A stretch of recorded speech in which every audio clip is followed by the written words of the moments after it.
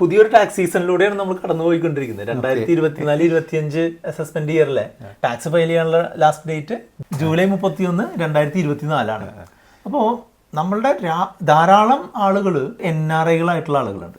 അപ്പോൾ NRIകളായിട്ടുള്ള ആളുകൾ പലരും പറയുന്ന കാര്യം എന്താണെന്ന് വെച്ചാൽ എൻ്റെ അടുത്തുനിന്ന് ടാക്സ് പിടിച്ചിട്ടുണ്ട്, അതിനിപ്പോൾ ഇത് ഫയൽ ചെയ്തില്ലെങ്കിലും കുഴപ്പമില്ലല്ലോ, അല്ലെങ്കിൽ എനിക്ക് ടാക്സ് തിരികെ വേണ്ട അതുകൊണ്ട് ഞാൻ ഫയൽ ചെയ്യുന്നില്ല. ഇതിൻ്റെ ഒരു ബുദ്ധിമുട്ട് ആലോചിച്ച് ചെയ്യാത്ത ആളുകളുണ്ട്. പക്ഷേ അത്രയൊന്നും ബുദ്ധിമുട്ടുള്ള കാര്യമല്ല ടാക്സ് ഫയലിംഗ് ഈ കാലത്ത് എന്നുള്ളതാണ് പറയാനുള്ളത്. അപ്പോൾ ഈ വീഡിയോയിലൂടെ നമ്മളുടെ NRIകളായിട്ടുള്ള പ്രേക്ഷകരുടെ എങ്ങനെ അവർ ഫയൽ ചെയ്യണം, എന്തുകൊണ്ട് ഫയൽ ചെയ്യണം, എന്തൊക്കെയാണ് അതിൻ്റെ ഗുണങ്ങൾ എന്നുള്ള കാര്യങ്ങളൊക്കെയാണ് നമ്മൾ പ്രധാനമായിട്ടും പറയുന്നത്. അപ്പോൾ അതിൽ തന്നെ പല കാര്യങ്ങളിലും നമ്മൾ കൃത്യമായിട്ട് ചെയ്തു കഴിഞ്ഞാൽ വളരെയധികം ഫിനാൻഷ്യൽ ബെനിഫിറ്റ് അതിൽ കാണാനുണ്ട്.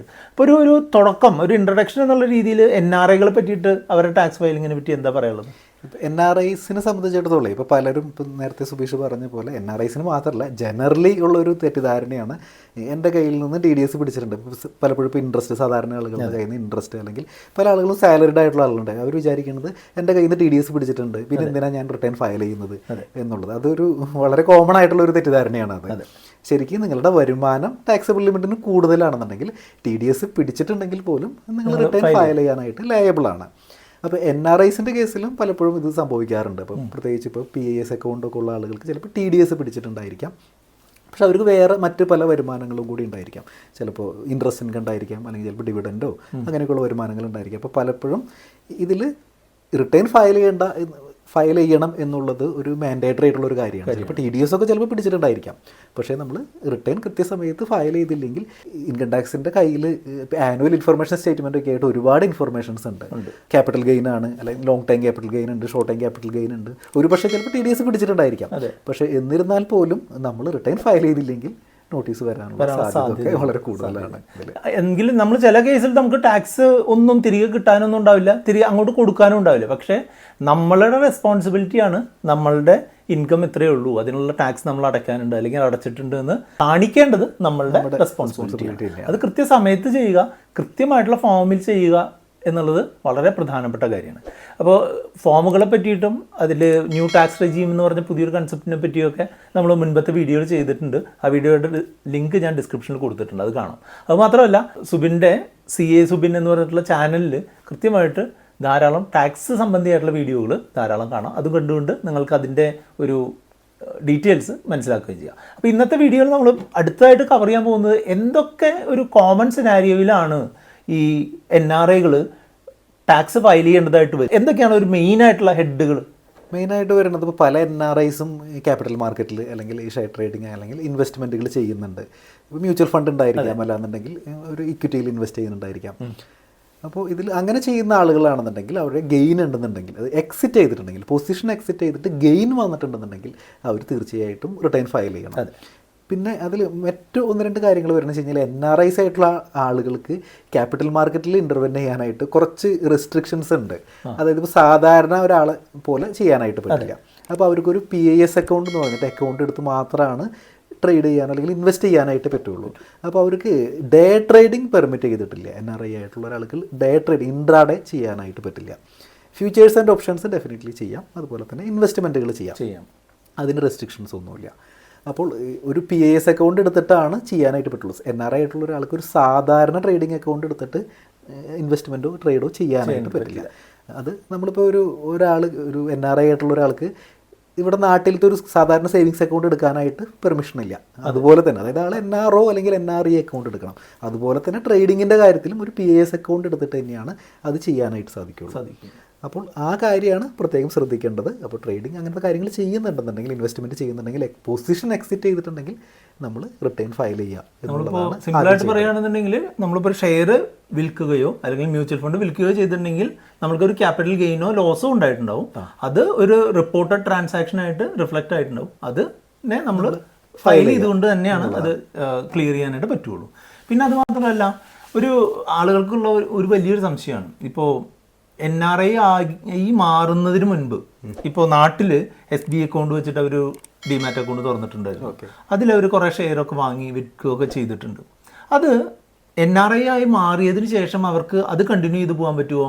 അത് എങ്ങനെയാണ്, ഏതാണ് ഏറ്റവും കറക്റ്റ് ആയിട്ടുള്ള വേ? കറക്റ്റായിട്ടുള്ള വേ എന്ന് പറയുന്നത്, നമ്മൾ NRI ആവണേക്കാട്ടും മുമ്പ് പല ആളുകൾക്കും ചിലപ്പോൾ ട്രേഡിംഗ് അക്കൗണ്ട് ഉണ്ടാവാം, അവർക്ക് ഇൻവെസ്റ്റ്മെൻറ്റോ അല്ലെങ്കിൽ അതിൽ ട്രാൻസാക്ഷൻസ് ഉണ്ടാവാം. അപ്പോൾ നമ്മളുടെ സെബിയുടെ ഗൈഡ് ലൈൻ പ്രകാരം അത് നമുക്ക് ആ പൊസിഷൻ നമുക്ക് ഹോൾഡ് ചെയ്യാം, അതിന് വേറെ റെസ്ട്രിക്ഷനൊന്നുമില്ല. പക്ഷേ നിങ്ങൾ NRI ആയി മാറിക്കഴിഞ്ഞ് കഴിഞ്ഞാൽ വേറൊരു പുതിയൊരു ട്രേഡിംഗ് അക്കൗണ്ട് എടുത്തുകൊണ്ട്, അതായത് ഒരു PAS അക്കൗണ്ട് എടുത്തിട്ട് വേണം പിന്നെ നിങ്ങൾക്ക് ഒരു NRI സ്റ്റാറ്റസിൽ ഒരു ട്രേഡിംഗ് എടുക്കാനായിട്ട്. അല്ലാതെ ഈ ട്രേഡിംഗ് അക്കൗണ്ട്, അതായത് നമ്മൾ നോർമലി റെസിഡൻ്റ് ആയിട്ടിരിക്കുമ്പോൾ ട്രേഡിംഗ് അക്കൗണ്ട് കണ്ടിന്യൂ ചെയ്തുകൊണ്ട് ചെയ്യാനായിട്ട് പറ്റും. പൊസിഷൻസ് കണ്ടിന്യൂ ചെയ്തുകൊണ്ട് പോവാം. അതായത് നമുക്ക് ഹോൾഡിംഗ് ഉണ്ടെന്നുണ്ടെങ്കിൽ അത് കണ്ടിന്യൂ ചെയ്യാം, അതിന് പ്രശ്നമില്ല. പക്ഷേ ആ അക്കൗണ്ടിൽ പോയിട്ട് ഫർദർ ഇൻവെസ്റ്റ്മെൻറ്റുകൾ നടത്താനോ ട്രേഡ് ചെയ്യാനോ റെസ്ട്രിക്ഷൻ ഉണ്ട്. പക്ഷേ ഇനി നേരെ തിരിച്ചു വരുമ്പോൾ, അതായത് ഇപ്പോൾ NRI ആയിട്ടുള്ള ഒരാൾ PAS അക്കൗണ്ടൊക്കെ ഉണ്ട്, ആൾ നാട്ടിലേക്ക് തിരിച്ചു വരികയാണ്, ആളിനി പെർമനൻ്റ് ആയിട്ട് നാട്ടിലേക്ക് തിരിച്ചു വരികയാണ്. അപ്പോൾ ആ പോയിന്റിൽ അയാളുടെ സ്റ്റാറ്റസ്, NRI സ്റ്റാറ്റസ്, അതായത് NRI ട്രേഡിംഗ് അക്കൗണ്ടിൻ്റെ സ്റ്റാറ്റസ് മാറ്റി നോർമൽ റെസിഡൻ്റ് അക്കൗണ്ട് ആക്കിയിട്ട് മാറ്റേണ്ടതായിട്ടുണ്ട്. അതായത് ആൾ ഒന്നുകിൽ ഒരു പുതിയൊരു അക്കൗണ്ട് തുടങ്ങിയിട്ട് അതിലേക്ക് ഹോൾഡിംഗ് ചേഞ്ച് ചെയ്യണം എന്നാണ് പറയുന്നത്. ഷെയർ ട്രേഡിംഗ് ഒന്നും ചെയ്യാത്ത സാധാരണ കുറേ ഇൻവെസ്റ്റേഴ്സ് ഉണ്ട്. അവര് സാധാരണ ഫോളോ ചെയ്യുന്ന ഇപ്പോൾ കേരള സർക്കാരിൻ്റെ പ്രവാസി ഡിവിഡൻഡ് സ്കീം, അതല്ലെങ്കിൽ പ്രവാസി ചിട്ടികൾ വിളിച്ചെടുത്തിട്ട് FD ഇടുന്ന ആളുകൾ, അവർക്കൊക്കെ TDS പിടിക്കുന്ന ഒരു പ്രശ്നമുണ്ട് അല്ലേ? ആ കാര്യത്തിനെ പറ്റിയിട്ട് എന്താ നമുക്ക് നമ്മുടെ ആളുകൾ പറഞ്ഞു കൊടുക്കാനുള്ളത്? നമുക്ക് പല ആളുകൾക്കും ഇപ്പോൾ പ്രവാസി ഡിവിഡൻഡ് സ്കീമിലൊക്കെ ചേർന്ന ആളുകൾക്ക് പലപ്പോഴും TDS പിടിക്കുന്നുണ്ടായിരിക്കും. അതായത് കിട്ടണത്, അതായത് 30% അതിൻ്റെ TDS ഒക്കെ വരുന്നത്. അപ്പോൾ 1 ലക്ഷം രൂപയാണ് കിട്ടണമെന്നുണ്ടെങ്കിൽ 30,000 രൂപ TDS പോവുകയാണ്. അപ്പോൾ ഇതിൽ ഒന്നുകിൽ ഒരു ഓപ്ഷൻ ഉള്ളത്, നമ്മൾ TDS പിടിക്കുന്നു, നമ്മൾ റിട്ടേൺ ഫയൽ ചെയ്തിട്ട് TDS തിരിച്ചു വാങ്ങിക്കുക എന്നുള്ളതാണ് ഒരു ഓപ്ഷൻ. ഇനി അതല്ല, നിങ്ങൾക്ക് ഇതൊരു ടൈം കൺസ്യൂമിങ് ആവുന്ന ഒരു പ്രോഗ്രാമാണ്, പരിപാടിയാണല്ലോ. അതായത് ഇപ്പോൾ ഈ 2024 ഏപ്രിലാണ് TDS പിടിച്ചെന്ന് വെച്ച് കഴിഞ്ഞാൽ നമുക്ക് തിരിച്ച് കിട്ടണമെന്നുണ്ടെങ്കിൽ 2025 ജൂലൈയിൽ റിട്ടേൺ ഫയൽ ചെയ്ത് ചിലപ്പോൾ ആഗസ്റ്റിലോ സെപ്റ്റംബറിലൊക്കെ ആവും തിരിച്ച് കിട്ടുന്നത്. അതായത് 1.5 കൊല്ലം കഴിഞ്ഞിട്ടൊക്കെ ആവും ഈ പിടിച്ച TDS തിരിച്ച് കിട്ടുന്നത്. അത് ഫയൽ ചെയ്തതിന് ശേഷമുള്ള ഇൻട്രസ്റ്റേ കിട്ടുള്ളൂ കേട്ടോ, അത് പിടിച്ചങ്ങോട്ടുള്ള ഇൻട്രസ്റ്റ് ഒന്നും ഗവൺമെൻറ് തരില്ല. അപ്പോൾ ഒന്നുകിൽ അപ്പോൾ നിങ്ങൾക്ക് ഒരു മെറ്റീരിയൽ ആയിട്ടുള്ളൊരു എമൗണ്ട് ഉണ്ട്, ഇപ്പോൾ 1 ലക്ഷം രൂപ 2 ലക്ഷം രൂപയൊക്കെ ഇങ്ങനെ വരുന്നുണ്ട് എന്നുണ്ടെന്നുണ്ടെങ്കിൽ, നിങ്ങൾക്ക് ഇന്ത്യയിൽ ടാക്സ് ലയബിലിറ്റി ഇല്ല എന്നുണ്ടെങ്കിൽ നമുക്കൊരു ഫോം നമ്പർ 13 എന്ന് പറഞ്ഞുകൊണ്ട്, അതായത് ലോവർ ഡിഡക്ഷൻ സർട്ടിഫിക്കറ്റിന് വേണമെന്നുണ്ടെങ്കിൽ NRIസിന് അപ്ലൈ ചെയ്യാം. അപ്പോൾ അത് നമ്മൾ TDS ഓഫീസറുടെ അടുത്താണ്, NRI TDS ഓഫീസറുടെ അടുത്താണ് അപ്ലൈ ചെയ്യുന്നത്. അപ്പോൾ അദ്ദേഹം അത് പെർമിറ്റ് ചെയ്യണം. നമ്മൾ കമ്പ്യൂട്ടേഷനൊക്കെ വെച്ചിട്ടാണ് നിങ്ങളുടെ വരുമാനം അതായത് നിങ്ങളുടെ വരുമാനം ഇത്രയേ ഉള്ളൂ, അപ്പോൾ അതിൽ TDS പിടിക്കേണ്ട കാര്യമില്ല എന്ന് പറഞ്ഞുകൊണ്ട് നമ്മൾ അപ്ലൈ ചെയ്യുകയാണെന്നുണ്ടെങ്കിൽ, നമുക്കത് അപ്രൂവ് ചെയ്ത് കിട്ടുകയാണെന്നുണ്ടെങ്കിൽ ഒന്നുകിൽ ഒരു ലോവർ റേറ്റിൽ, അല്ലാന്നുണ്ടെങ്കിൽ TDS ഇല്ലാതെ തന്നെ ചിലപ്പോൾ നിങ്ങൾക്ക് ഡിവിഡൻഡ് കിട്ടും. അതായത് ഇപ്പോൾ നിങ്ങൾക്ക് 2 ലക്ഷം രൂപ ഡിവിഡൻഡ് കിട്ടുന്നു, അപ്പോൾ നമ്മുടെ TDS ആണെങ്കിൽ 60,000 രൂപയെക്കാട്ടും കൂടുതൽ വരും. അപ്പോൾ ഈ 60,000 രൂപ ഇല്ലാതെ 1,40,000 പകരം 2 ലക്ഷം രൂപയും ചിലപ്പോൾ നിങ്ങൾക്ക് ക്രെഡിറ്റ് ആവാനുള്ള സാധ്യതകൾ ഉണ്ട്. അപ്പോൾ ഈ ലോവർ ഡിഡക്ഷൻ സർട്ടിഫിക്കറ്റ് കിട്ടിക്കഴിഞ്ഞാൽ ആരാണോ TDS പിടിക്കുന്നത് അവർക്ക് നമ്മളിത് സബ്മിറ്റ് ചെയ്യണം. അപ്പോൾ അവർ ഇതിന്റെ ബേസിൽ TDS പിടിക്കില്ല. അത് ഓരോ വർഷമാണെന്നുണ്ടെങ്കിൽ KSFക്ക് നമ്മൾ ഇതിന്റെ കോപ്പി സബ്മിറ്റ് ചെയ്യാം. അപ്പോൾ അവർ അതിനനുസരിച്ച് TDS പിടിക്കാതെ നമുക്ക് ഫുൾ എമൗണ്ട് നമുക്ക് റിലീസ് ചെയ്യും. അപ്പോൾ അതിനുള്ള ഒരു അഡീഷണൽ സ്റ്റെപ്പ് എന്ന് പറഞ്ഞിട്ടുണ്ടെങ്കിൽ നമ്മൾ ലോവർ ഡിഡക്ഷൻ സർട്ടിഫിക്കറ്റിനോ അല്ലെങ്കിൽ നിൽ ഡിഡക്ഷൻ സർട്ടിഫിക്കറ്റിനോ വേണ്ടി അപ്ലൈ ചെയ്യണം. അത് അപ്രൂവ് ആവും വേണം. അത് നമ്മൾ ഇൻകം ടാക്സ് ലോഗിനിലല്ല, അത് ട്രേസസ് എന്നുള്ള ലോഗിനിലാണ് നമ്മൾ അപ്ലൈ ചെയ്യുന്നത്. അത് ഒരു ടെക്നിക്കൽ ആയിട്ടുള്ള ആക്ടിവിറ്റിയാണ്. അതൊരു ക്വാളിഫൈഡ് ആയിട്ടുള്ള ആൾ ചെയ്യായിരിക്കും നല്ലത്. നമുക്ക് അത് അങ്ങനെ സപ്പോർട്ട് വേണമെന്നുണ്ടെങ്കിൽ നിങ്ങൾക്ക് നമ്മളുടെ ഡിസ്ക്രിപ്ഷനിൽ ചെക്ക് ചെയ്യാവുന്നതാണ്. ഇനി അടുത്തൊരു കാര്യം എന്ന് പറഞ്ഞിട്ടുണ്ടെങ്കിൽ, എല്ലാവരും ഇപ്പോൾ ലാൻഡ് കേരളത്തിൽ വിൽക്കാൻ ട്രൈ ചെയ്യുന്ന ആളുകളാണ് കൂടുതൽ ആളുകൾ. നമ്മളുടെ NRIകളൊക്കെ മുൻപ് ഒരു 5-10 വർഷം മുൻപൊക്കെ മെയിൻ ഇൻവെസ്റ്റ്മെന്റും ലാൻഡിലായിരുന്നു. അങ്ങനെയുള്ള ആളുകൾ കുറേയൊക്കെ ലാൻഡ് വിൽക്കുന്നുണ്ട്. അപ്പോൾ അവർക്ക് വരുന്ന വലിയൊരു പ്രശ്നം എന്ന് പറഞ്ഞിട്ടുണ്ടെങ്കിൽ വലിയ എമൗണ്ട് ടാക്സ് പോകുന്നുണ്ടെന്നാണ് പറയുന്നത്. അതിനെ പറ്റിയിട്ട് എന്താ? അതായത് NRIസിന്റെ ഇൻകം ടാക്സിൽ NRIനെ പറ്റി പറയുന്ന സെക്ഷൻ 195 പറയുന്നത്. അപ്പോൾ ഈ 195 പറഞ്ഞേക്കുന്ന കാര്യം വെച്ച് കഴിഞ്ഞാൽ, എന്ത് പേയ്മെൻറ്റ് NRIസിന് കൊടുക്കുമ്പോഴും TDS പിടിക്കണം എന്നാണ് പറയുന്നത്. അപ്പോൾ ഈ ലാൻഡിനെ സംബന്ധിച്ചിടത്തോളം അതിൽ വലിയൊരു പ്രോബ്ലം എന്ന് പറയുന്നത്, ഇത് ബാക്കിയുള്ളതിലൊക്കെ ഗെയിനുമലാണ് TDS, പക്ഷേ ലാൻഡ് ട്രാൻസാക്ഷൻ ആണെന്നുണ്ടെങ്കിൽ ഗെയിനുമലല്ല, ഇതിൻ്റെ ട്രാൻസാക്ഷൻ വാല്യൂമിലാണ് TDS. അതായത് ഇപ്പോൾ നിങ്ങൾ 1 കോടി രൂപയ്ക്ക് ഒരു സ്ഥലം വിറ്റു, ആകെ 10 ലക്ഷം രൂപയാണ് അതിൽ ഗെയിൻ ഉള്ളതെന്ന് വിചാരിക്കും. അപ്പോൾ ശരിക്കും അതിൻ്റെ ടാക്സ് വരുന്നത് 10 ലക്ഷത്തിൻ്റെ 20% 2 ലക്ഷം രൂപയാണ് ടാക്സ് വരുന്നത്, കൊടുക്കേണ്ട കാര്യമുള്ളൂ. NRIസിൻ്റെ കേസിൽ ലാൻഡ് ട്രാൻസാക്ഷൻ TDS വരെ ട്രാൻസാക്ഷൻ എമൗണ്ട് മുതലേ TDS വരിക. അതിൽ മിനിമം 20% അത് 50 ലക്ഷം കിടന്നാൽ വീണ്ടും അത് സർചാർജ് അടക്കം കൂടിക്കും. ചിലപ്പോൾ 24-25% എത്താം. അപ്പോൾ 1 കോടി രൂപയുടെ ട്രാൻസാക്ഷനിൽ ചിലപ്പോൾ 25 ലക്ഷം രൂപയൊക്കെ TDS വരാനുള്ള സാധ്യതയുണ്ട്.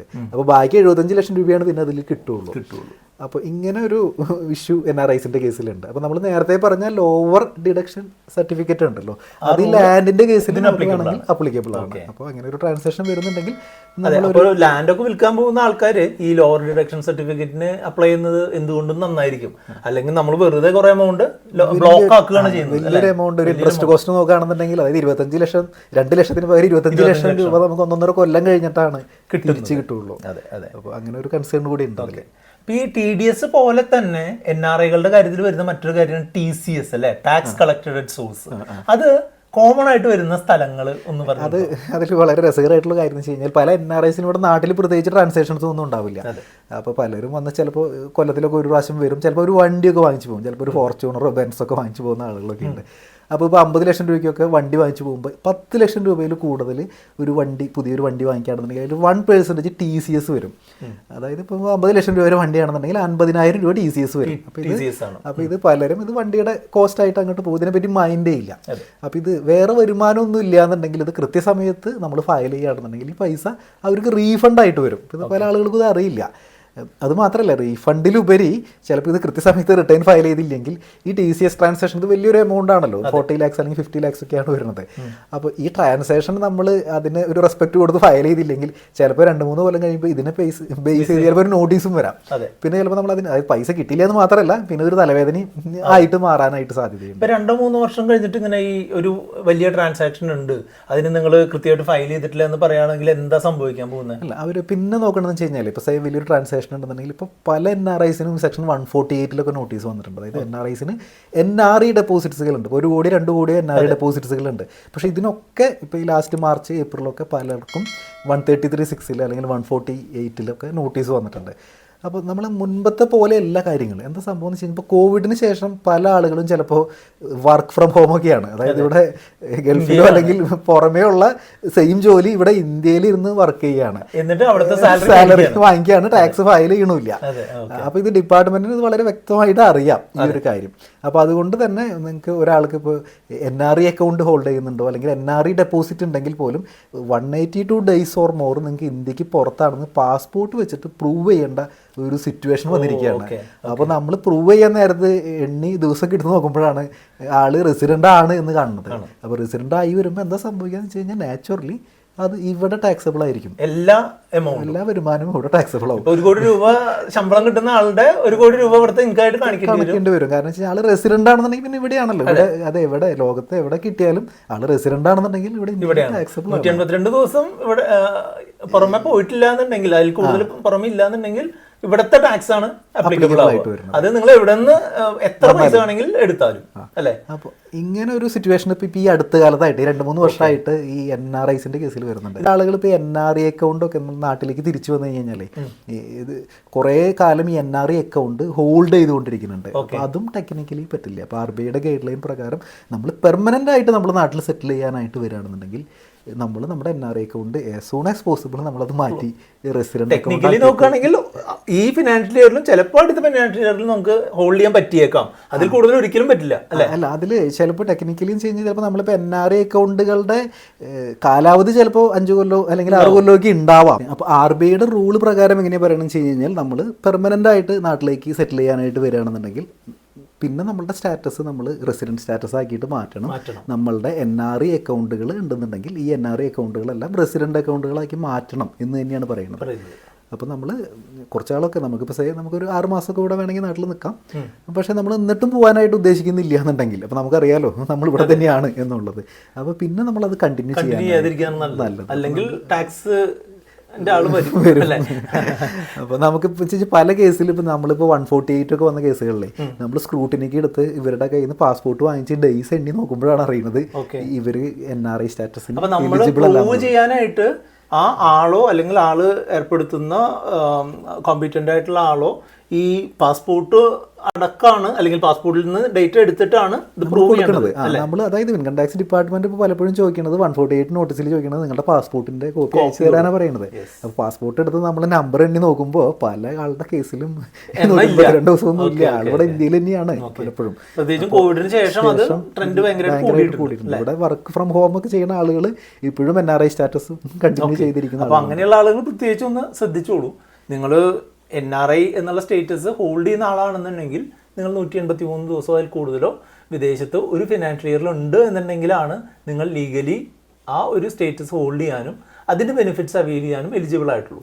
അതിൽ കുറവാണ് എന്നുണ്ടെങ്കിൽ നിങ്ങൾക്ക് എന്തെങ്കിലും ഇതുപോലെ നോട്ടീസുകൾ വന്നു കഴിഞ്ഞാൽ നിങ്ങളത് പ്രൂവ് ചെയ്യാൻ ബാധ്യതപ്പെട്ടവനാകും.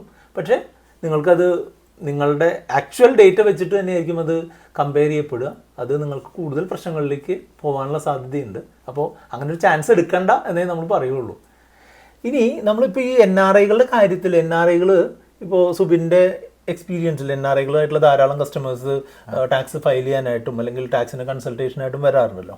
അപ്പോൾ അങ്ങനെയുള്ള ആളുകളുടെ അടുത്ത് നിന്ന് മനസ്സിലാക്കിയിട്ടുള്ള അവരുടെ കുറേ തെറ്റിദ്ധാരണകളോ അല്ലെങ്കിൽ തെറ്റായിട്ടുള്ള ഒരു രീതികളോ എന്തൊക്കെയാണ്? അതിൽ ഒന്ന് ടാക്സേഷനെ പറ്റിയിട്ട് നമ്മൾ നേരത്തെ പറഞ്ഞ പോലെ പ്രത്യേകിച്ച് ഒരു ധാരണ ഇല്ലാത്തതൊരു മാറ്ററാണ്. അതായത് ഇപ്പോൾ നമ്മൾ ഇത് ടാക്സ് പിടിക്കുന്നുണ്ടല്ലോ, അല്ലെങ്കിൽ ഇപ്പോൾ KSFE ടാക്സ് പിടിക്കുന്നുണ്ടല്ലോ, അല്ലാന്നുണ്ടെങ്കിൽ ഇപ്പോൾ ബാങ്ക് പിടിക്കുന്നുണ്ടല്ലോ, പിന്നെ ഞാൻ എന്തിനാണ് ഫയൽ ചെയ്യേണ്ടത്, അങ്ങനെയൊക്കെയുള്ളൊരു തെറ്റിദ്ധാരണ പലപ്പോഴും ഉണ്ട്. പിന്നെ ഒരു മാറ്റർ ഉള്ളത് ഇപ്പോൾ FEMA റെഗുലേഷൻ ആണ് ആക്ച്വലി അത്. അതായത് അപ്പോൾ NRI ആയിട്ടുള്ള ആൾക്ക് ശരിക്കും അഗ്രികൾച്ചർ ലാൻഡ് ഇവിടെ വാങ്ങിക്കാനായിട്ട് പറ്റില്ല. പക്ഷേ പല ആളുകളും അഗ്രികൾച്ചർ ലാൻഡൊക്കെ ഇവിടെ വാങ്ങിക്കുന്നുണ്ട്.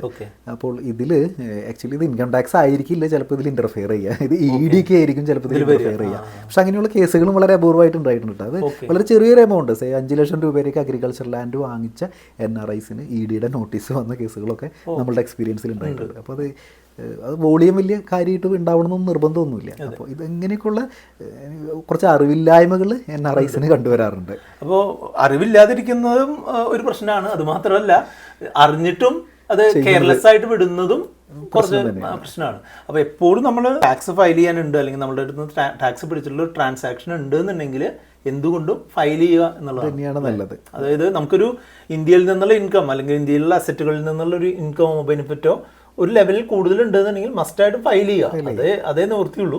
ഇപ്പോൾ NRIകൾക്ക് പ്രത്യേകിച്ചും കാര്യങ്ങൾ കുറച്ച് കോംപ്ലിക്കേറ്റഡ് ആവാനുള്ള സാധ്യതയുണ്ട്. സാധാരണ സാലറീഡ് ആയിട്ടുള്ള എംപ്ലോയീസോ അല്ലെങ്കിൽ സാധാരണ ചെറിയ ഡെപ്പോസിറ്റേഴ്സിനോ ഇന്ത്യയിലുള്ള ആളുകളെക്കാൾ കുറച്ചുകൂടെ കോംപ്ലിക്കേറ്റഡ് ആയിട്ടുള്ളതാണ് NRIകളുടെ കാര്യങ്ങൾ വരാനുള്ള സാധ്യത. അതുകൊണ്ട് തന്നെ ഒരു ക്വാളിഫൈഡ് ആയിട്ടുള്ള ഒരു എക്സ്പേർട്ടിൻ്റെ സഹായത്തോടു കൂടി നിങ്ങൾ ടാക്സ് കൺസൾട്ടേഷൻ നടത്തുകയും ടാക്സ് ഫയൽ ചെയ്യാൻ ശ്രമിക്കുകയാണ് നിങ്ങൾ വേണ്ടത്. അപ്പോൾ അതിനെന്തെങ്കിലും സപ്പോർട്ട് വേണമെങ്കിൽ താഴെ ഞാൻ ഡീറ്റെയിൽസ് കൊടുത്തിട്ടുണ്ട്, അതിനനുസരിച്ച് പ്രൊസീഡ് ചെയ്യാം. ഈ വീഡിയോ സീരീസിൽ നമ്മൾ 2 വീഡിയോകൾ കൂടെ ചെയ്തിട്ടുണ്ട്. ഒന്ന് നമ്മളുടെ ബേസിക് ആയിട്ടുള്ള ഒരു ടാക്സ് ഫയലിംഗ് റിലേറ്റഡ് ആയിട്ടുള്ള കുറച്ച് കാര്യങ്ങൾ പറഞ്ഞിട്ടുണ്ട്. മറ്റൊന്ന് ഷെയർ ട്രേഡിങ്ങിനെ പറ്റിയിട്ട് ടാക്സ് ഫയൽ ചെയ്യുന്ന കാര്യങ്ങൾ പറഞ്ഞിട്ടുണ്ട്. ഈ 2 വീഡിയോകളാണ് ഇവിടെ കാണുന്നത്. അത് നിങ്ങൾക്ക് കണ്ടുകൊണ്ട് മുന്നോട്ട് പോകാം.